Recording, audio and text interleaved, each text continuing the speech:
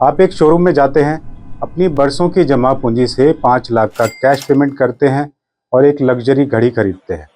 आप खुश हैं कि आपने अपनी मेहनत का इनाम पाया। लेकिन जैसे ही आप शोरूम से बाहर कदम रखते हैं, आपके फ़ोन पर एक नोटिफिकेशन आ जाता है। वो नोटिफिकेशन किसी बैंक का नहीं, बल्कि सीधे इनकम टैक्स डिपार्टमेंट का है, जिसमें पूछा गया है आपका घोषित टैक्स आपकी इस खरीदारी से मेल नहीं खाता। क्या आप इसका स्रोत यानी कि सोर्स बता सकते हैं? डरावना लगता है, लेकिन यही 2026 का सच है। प्रणाम दोस्तों, क्या आपने कभी सोचा है कि आपके स्मार्टफोन को कैसे पता चल जाता है कि कल रात आपने किस रेस्टोरेंट में खाना खाया? उसे कैसे पता चलता है कि आपने पिछली रात कौन सी ऑनलाइन शॉपिंग की? अभी तक आपको लगता था कि ये सिर्फ पर्सनलाइज एड्स का खेल है, ताकि आपको जूते या मोबाइल के विज्ञापन दिखाए जा सकें।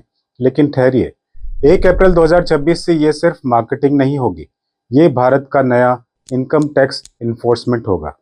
65 साल पुराना इनकम टैक्स एक्ट 1961 अब इतिहास की किताबों में दफन होने जा रहा है। उसकी जगह ले रहा है एक ऐसा डिजिटल जाल जिसे एआई यानी कि आर्टिफिशियल इंटेलिजेंस ने बुना है।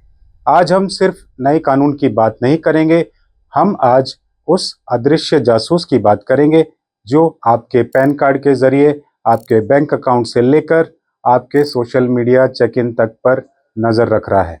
क्या ये सरकार की तरफ से फाइनेंशियल ट्रांसपेरेंसी की एक ईमानदार कोशिश है, या फिर मिडिल क्लास आदमी की प्राइवेसी पर अब तक का सबसे बड़ा हमला?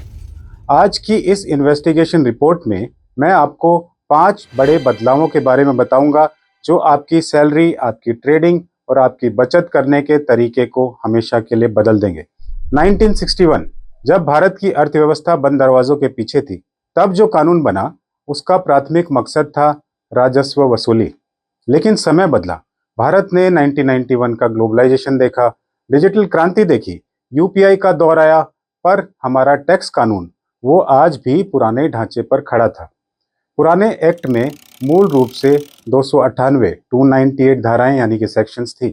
लेकिन पिछले 6 दशकों में इसमें इतने पैचवर्क और अमेंडमेंट्स किए गए कि ये संख्या 800 को पार कर गई थी, यानी कि 800 सेक्शंस। ये इतना पेचीदा हो चुका था कि खुद सुप्रीम कोर्ट के जजों ने टिप्पणी की थी कि इसे समझने के लिए विशेषज्ञों की फौज चाहिए। पीआरएस लेजिस्लेटिव रिसर्च इसके चौंकाने वाले आंकड़े बताते हैं कि भारत में टैक्स से जुड़े मामलों का औसत निपटारा होने में 10 से 15 साल लग जाते हैं, यानी इंसाफ मिलने तक उम्र का एक बड़ा हिस्सा निकल जाता है। लेकिन अब 2026 का नया एक्ट इस भारी भरकम बोझ को 500 सेक्शंस के भीतर समेट रहा है। सरकार इसे ईज ऑफ डूइंग बिजनेस कह रही है, लेकिन क्या ये सिर्फ सरलीकरण है, सिंप्लीफिकेशन है, या इसके पीछे कोई और बड़ा खिलाड़ी है? इस बदलाव के पीछे असली दिमाग है प्रोजेक्ट पास और इनसाइट पोर्टल। इसे आसान भाषा में समझिए। पहले जब आप टैक्स रिटर्न भरते थे, तो एक इनकम टैक्स ऑफिसर आपकी फाइलों की जांच करता था।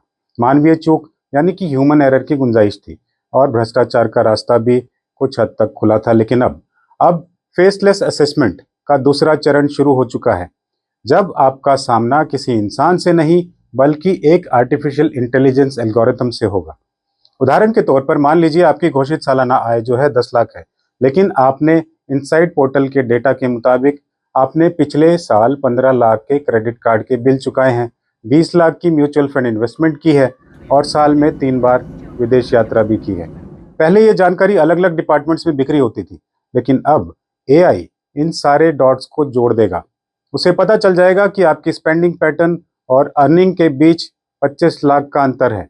और जानते हैं सबसे हैरान करने वाली बात क्या है? अब आपको डाक से पीले लिफाफे का इंतजार नहीं करना होगा। एआई ऑटोमेटिकली नोटिस जनरेट करेगा और वो सीधे आपके व्हाट्सएप और ईमेल पर फ्लैश होगा। यानी विभाग को अब आपके घर आने की जरूरत नहीं होगी, वो पहले से ही आपके फोन के जरिए आपके घर में मौजूद है। कागजों में ये सब बहुत सरल और पारदर्शी यानी कि ट्रांसपेरेंट लगता है। टैक्स चोरी रुकेगी, देश का खजाना भरेगा, ये तो सिक्के का एक पहलू है। लेकिन जमीन पर क्या हम अनजाने में एक सर्वेलेंस स्टेट यानी कि एक ऐसे राज्य की ओर बढ़ रहे हैं जहां आपकी हर वित्तीय सांस पर सरकार का पहरा है? आप क्या सोचते हैं, ये डिजिटल ईमानदारी है या आपकी प्राइवेसी का अंत। अब बात करते हैं उस चीज की जो आपकी थाली से जुड़ी है, महंगाई, इन्फ्लेशन। अर्थशास्त्र की भाषा में कहें तो परचेजिंग पावर। आरबीआई के डेटा के अनुसार पिछले दशक में औसतन रिटेल इन्फ्लेशन सीपीआई जो है 5% से 6% के बीच रहा। As per the average retail inflation data based on consumer price index CPI, finance की दुनिया में इसे अक्सर हेडलाइन इन्फ्लेशन भी कहा जाता है, जो देश की कुल महंगाई दर को दर्शाता है। इसका मतलब है कि 2010 का 10,000 रुपये जो था आज के तकरीबन 25,000 के बराबर है। लेकिन हमारी टैक्स छूट इस रफ्तार से बढ़ी, यही कहानी का मोड़ है। 2026 के नए प्रावधानों में कुछ एक्सप्लोसिव बदलाव हैं। सबसे पहले अगर हम बात करें चिल्ड्रन एजुकेशन अलाउंस, दशकों तक ये 100 रुपये महीना था। 2026 में इसे 3,000 करने का प्रस्ताव है। ये 30 गुना बढ़ोतरी है। दूसरा है मील अलाउंस, 50 रुपये से बढ़कर 200 रुपये। सुनने में लगता है कि सरकार बहुत उदार है, लेकिन रुकिए, आप खुद सोचिए, क्या 2026 के भारत में 3,000 रुपये में किसी प्राइवेट स्कूल की फीस और बस का किराया कवर हो सकता है? खास तौर पे बड़े शहरों में ये बढ़ोतरी स्वागत योग्य है, लेकिन क्या ये सिर्फ कैचअप गेम है? आप क्या मानते हैं, क्या ये छूट काफ़ी है?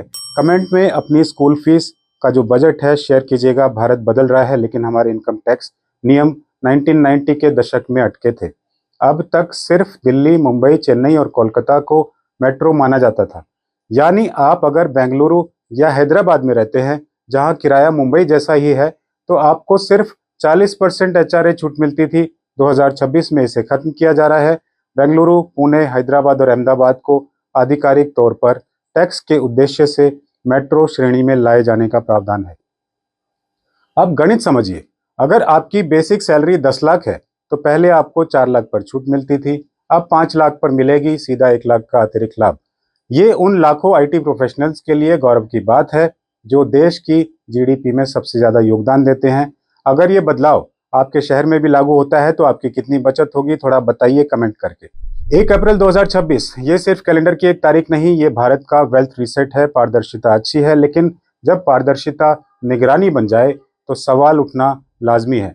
नया कानून सरल है, डिजिटल है और तेज है, लेकिन क्या ये आम आदमी के हक में है या सरकारी खजाने के? ये वक्त बताएगा। अपनी फाइनेंशियल प्लानिंग आज ही शुरू करें, क्योंकि 2026 का सूरज नई चुनौतियों के साथ उगेगा। अगर आपको लगता है कि इस जानकारी से किसी की मदद हो सकती है तो इसे शेयर जरूर करें। वक्त की गर्दिशों में खुद को संभालना होगा, नए कायदों के सांचे में अब ढलना होगा। ये जो पहरे लगे हैं तुम्हारी पाई पाई पर, अब समझदारी से ही अपना रास्ता निकालना होगा। हमारे चैनल को सब्सक्राइब कीजिए। जय हिंद, प्रणाम।